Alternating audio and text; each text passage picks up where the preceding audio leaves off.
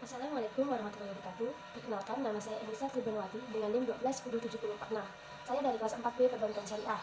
Nah, kali ini saya akan menjelaskan mengenai e-commerce dan marketplace. Untuk soal yang pertama, apa yang membuat e-commerce dan marketplace populer di Indonesia? Tentu saja banyak faktor yang membuat e-commerce dan marketplace populer di Indonesia. Nah, di sini saya akan menjelaskan 4 faktor saja. Yang pertama, penetrasi internet yang luas. Jumlah pengguna internet di Indonesia terus meningkat dengan cepat, terutama dengan adopsi yang pesat dari ponsel pintar. Dengan semakin banyak orang yang terhubung ke internet, maka semakin banyak pula potensi pasar untuk e-commerce dan marketplace. Yang kedua, pemilihan produk yang luas. Keuntungan lain dari model ini adalah dengan biayanya rendah, marketplace bisa memiliki pilihan kategori produk yang sangat luas. Dengan jangkauan kategori produk yang lebih luas, maka demografis pemilihan pun akan jauh lebih luas dan bervariasi. Yang ketiga, penawaran harga dan diskon. E-commerce dan marketplace sering menawarkan harga yang lebih murah dibandingkan dengan toko lain. Yang keempat, kemudahan pembayaran. E-commerce dan marketplace telah mengembangkan berbagai metode pembayaran yang mudah, yaitu dengan cara pakai kartu kredit, terus melalui dompet digital, dan transfer dalam melakukan pembayaran tanpa harus membawa uang tunai.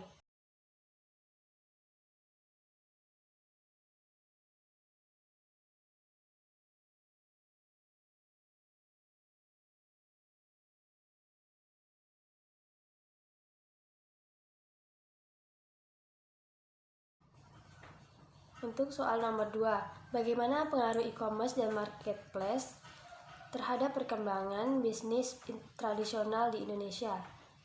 Pengaruh e-commerce dan marketplace terhadap bisnis tradisional di Indonesia dapat bervariasi. Salah satunya persaingan yang ketat. Keberadaan e-commerce dan marketplace meningkatkan tingkat persaingan di pasar. Bisnis tradisional harus bersaing dengan platform online untuk menarik konsumen. Mereka perlu menyesuaikan strategi pemasaran, harga, dan layanan agar tetap relevan dan kompetitif. Mengubah pola pembelian konsumen. Adanya e-commerce dan marketplace telah mengubah pola pembelian konsumen. Lebih banyak orang yang beralih untuk berbelanja secara online yang dapat mengurangi kunjungan ke toko fisik. Bukan hanya itu saja, masih ada penurunan biaya operasional. Bisnis tradisional seringkali memiliki biaya operasional yang tinggi, seperti biaya sewa tempat usaha dan persediaan. Dengan beralih ke e-commerce dan marketplace, bisnis tradisional dapat mengurangi biaya tersebut. Mereka dapat mengelola toko online dengan biaya yang lebih rendah dan mengurangi kebutuhan akan ruang fisik. Tantangan logistik. Salah satu tantangan yang dihadapi bisnis tradisional dalam bertransformasi menjadi e-commerce dan marketplace adalah menangani logistik pengiriman. E-commerce dan marketplace seringkali mengadakan penyediaan jasa logistik untuk pengiriman produk kepada konsumen. Bisnis tradisional perlu mengatasi tantangan logistik ini agar dapat memberikan pengiriman yang cepat, andal, dan memadai kepada pelanggan mereka. Ketergantungan pada platform pihak ketiga. Bisnis tradisional yang menggunakan e-commerce dan marketplace sebagai saluran penjualan seringkali menjadi ketergantungan pada platform pihak ketiga. Mereka harus mematuhi kebijakan dan aturan platform tersebut. Jika platform tersebut mengubah kebijakan atau mengenakan biaya yang lebih tinggi, bisnis tradisional dapat terpengaruh secara negatif. Untuk soal nomor 3, apa tantangan dan peluang yang dihadapi oleh pelaku e-commerce dan marketplace di Indonesia? Berikut adalah beberapa tantangan dan peluang yang umum dihadapi oleh mereka pengguna marketplace dan e-commerce di Indonesia. Tantangan yang pertama, persaingan yang ketat. Industri e-commerce dan marketplace di Indonesia sangat kompetitif. Pelaku harus bersaing dengan banyak pesaing, termasuk perusahaan besar dan startup. Mereka perlu memiliki strategi pemasaran yang efektif dan berbeda untuk menarik perhatian konsumen. Kedua, logistik pengiriman. Logistik dan pengiriman yang efisien adalah tantangan utama dalam bisnis e-commerce. Indonesia memiliki kepulauan yang luas, infrastruktur logistik yang belum sepenuhnya berkembang, serta tantangan geografis dan infrastruktur jalan yang kompleks. Tantangan yang ketiga yaitu kepercayaan konsumen. Kepercayaan konsumen adalah aspek penting dalam e-commerce dan marketplace. Banyak konsumen yang seringkali masih khawatir tentang keamanan transaksi secara online. Nah, berikutnya saya akan menjelaskan peluang marketplace dan e-commerce. Yang pertama, pertumbuhan pasar yang besar. Penetrasi internet yang tinggi. Yang tiga, inovasi teknologi.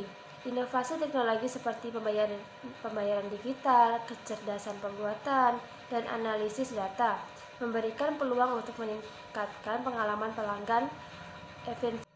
Untuk soal keempat, bagaimana regulasi dan kebijakan pemerintah mempengaruhi ekosistem e-commerce dan marketplace di Indonesia?